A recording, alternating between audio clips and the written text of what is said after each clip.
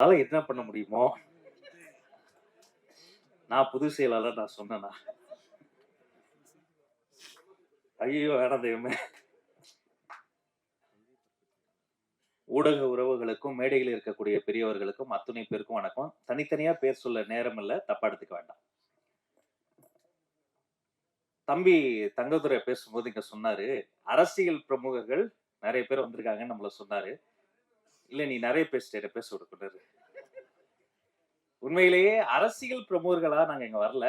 இங்க தம்பிங்கெல்லாம் ஜெயிக்கணும்னு ஆசையோடு ஒரு அண்ணன்களாக தான் இங்க வந்திருக்கிறோம். உங்க அத்தனை பேரும் நீங்க ஜெயிக்கணும். அத நாங்க பார்க்கணும். வருடந்தோறும் 52 வெள்ளிக்கிழமைகள் வருகின்றன. 52 வெள்ளிக்கிழமையில எனக்கு ஒரு வெள்ளிக்கிழமை வந்துராதா, நான் ஜெயிச்சிட மாட்டேனா, என் அப்பா அம்மா பாத்திர மாட்டாங்களா, என் பொண்டாட்டி புள்ள பாத்திராதா என்ற நம்பிக்கையோடு கண்ணறைய கனவுகளோடு ஓடித் திரியும் சாலிகிராமத்து கனவு தொழிற்சாலை குழந்தைகளில் ஒருவன் தான் தினேஷ் லட்சுமணன். அவர் கதை சொல்ல சொல்ல அவ்வளவு ஆச்சரியமா இருக்கும். நானும் அண்ணன் மணியரசு அண்ணனும் அண்ணன் அஜயன்பால் அண்ணாவும் ஒரே மேடையில் இருக்கக்கூடிய வாய்ப்பை பார்த்து சில பேர் வியந்திருப்பீங்க. அதற்கு காரணம் தினேஷ் லட்சுமணன் தான். அதே மாதிரி இப்படி ஒரு அறிமுக இயக்குனருக்கு அவர் வந்து சுயம்பு. பெரிய இயக்குனர்கள்ட்ட எல்லாம் தம்பி வேலை பார்த்தது இல்ல. தன்னைத்தானே அப்படி செதுக்கி வந்தவன்.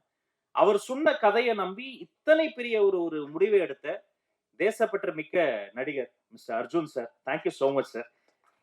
காலையில தம்பி நான் விசாரிச்சேன், என்னடா எல்லாம் வந்துருவாங்களா அப்படின்னு கேட்டப்ப நான் கேட்ட ஒரு வார்த்தை, நீ புது படம் ஃபர்ஸ்ட் டைரக்டர் அர்ஜுன் சார் வருவாரான்னு கேட்டப்ப, வந்தா சந்தோஷப்படுவேனே, சார் கொஞ்சம் பிஸியா தான் இருக்காரு அப்படின்னாரு. உண்மையிலே எனக்கும் மகிழ்ச்சியாக இருந்தது. அவருக்காக வந்ததுக்கு ரொம்ப நன்றி சார்.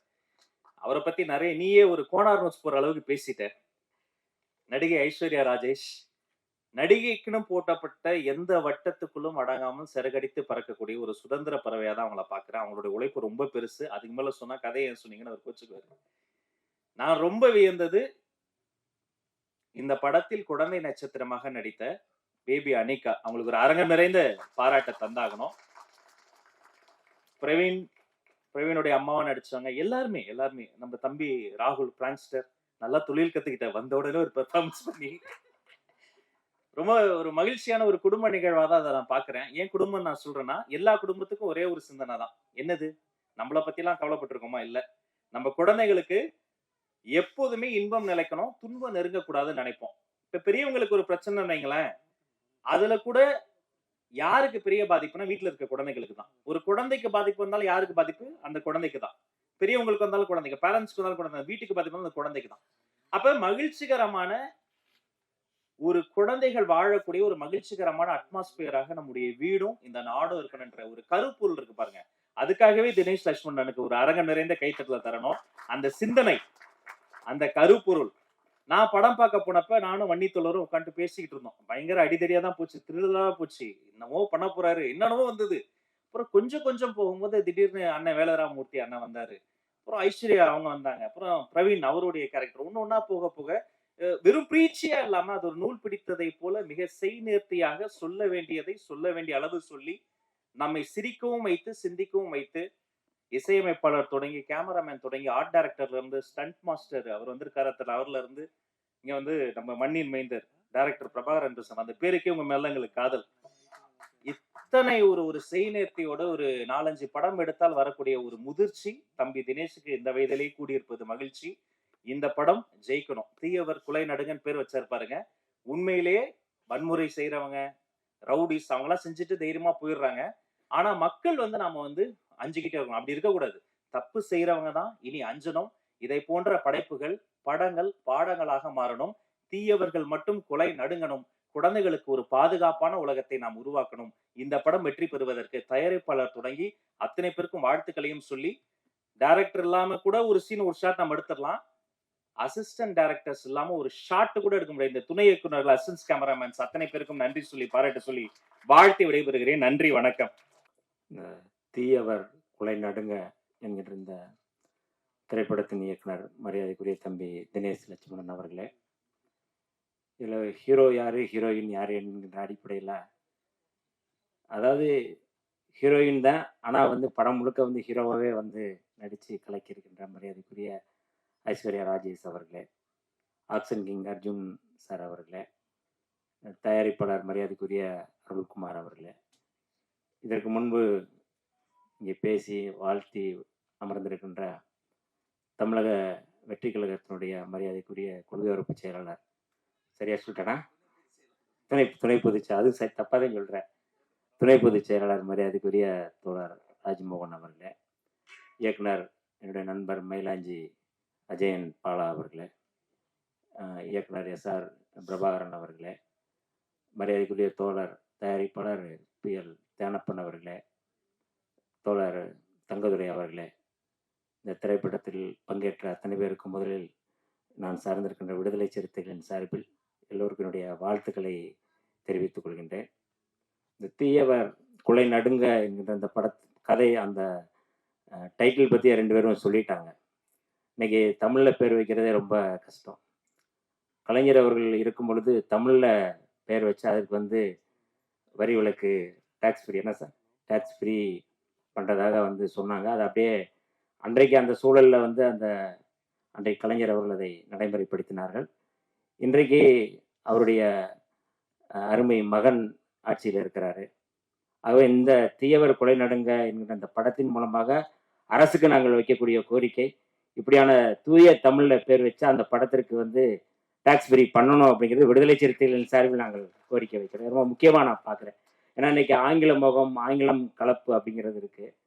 அப்போ அது இந்த மாதிரியான ஒரு இயக்குனர் தன்னுடைய படத்தை தமிழில் பேர் வைக்கணும் அப்படின்னு சொல்லும்போது அந்த படத்துக்கு அரசும் ஆதரவு கொடுத்தாதான் அந்த படத்துக்கு பேர் வைப்பதற்கு சரியாக இருக்கும் அப்படிங்கிறது என்னுடைய பார்வை. ஆகவே அடுத்தடுத்த படங்களில் தமிழில் பேர் வைக்கும் பொழுது அரசு இந்த மாதிரியான டேக்ஸ் ஃப்ரீ பண்ணும் பொழுது, வரி விலக்கு கொடுக்கும் பொழுது அந்த இயக்குநர்களுக்கும் தயாரிப்பாளருக்கும் இது ஒரு பெரிய ஆறுதலாக இருக்கும் அப்படிங்கிறது என்னுடைய கருத்து.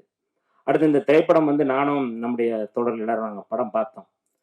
ரொம்ப அதாவது இந்த சூழலில், இப்போ இருக்கிற சூழலில், சமூக சூழலில், சமூக கட்டமைப்பில் ஒரு பெண்ணை பொம்பளை பிள்ளை வளர்க்குறதே சொல்லுவாங்க கிராமத்தில் மடியில் நெருப்பை கட்டிக்கிட்டு இருக்குது போலன்னு சொல்லுவாங்க கிராமத்தில். கிராமத்துலேருந்து வந்தவங்கிறனால அந்த வார்த்தையை சொல்கிறேன். பெண் பிள்ளை பிறந்தாலே வயிற்றுல நெருப்பை கட்டிக்கணும்னு அப்படின்னு சொல்லுவாங்க.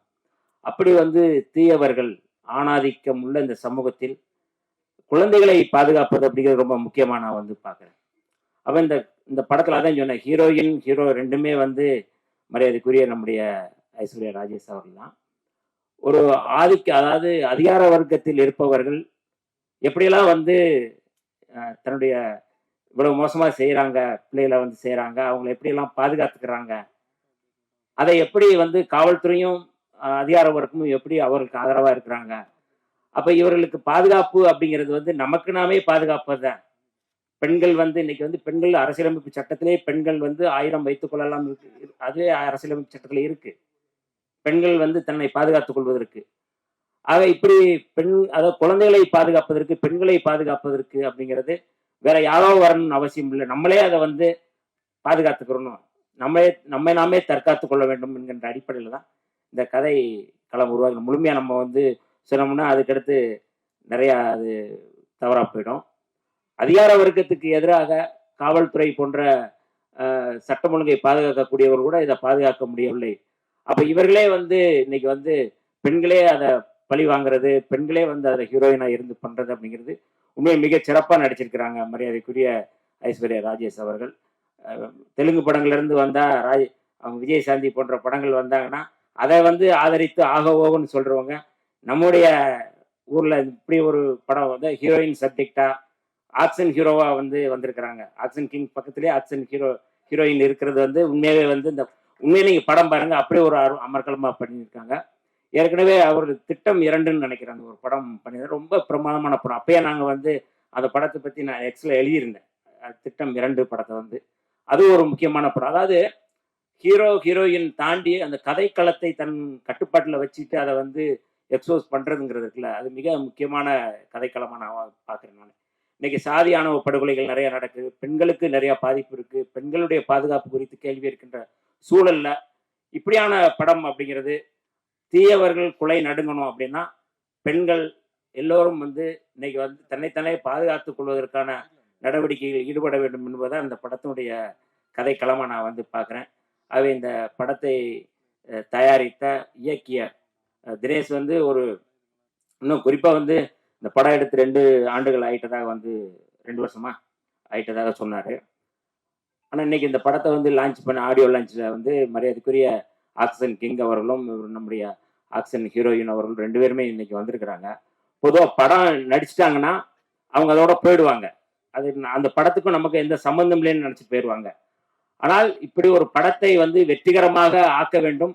இந்த மாதிரியான ஆடியோ லான்ச் இதை வந்து மேலும் ப்ரோமோட் பண்றதுக்கு நான் வர்றேன் அப்படின்னு சொல்லி ஹீரோ ஹீரோயின் வர்றது அப்படிங்கிறதே வந்து அவருடைய ஒரு மிக முக்கியமான பண்பாடா நான் வந்து பார்க்கிறேன்.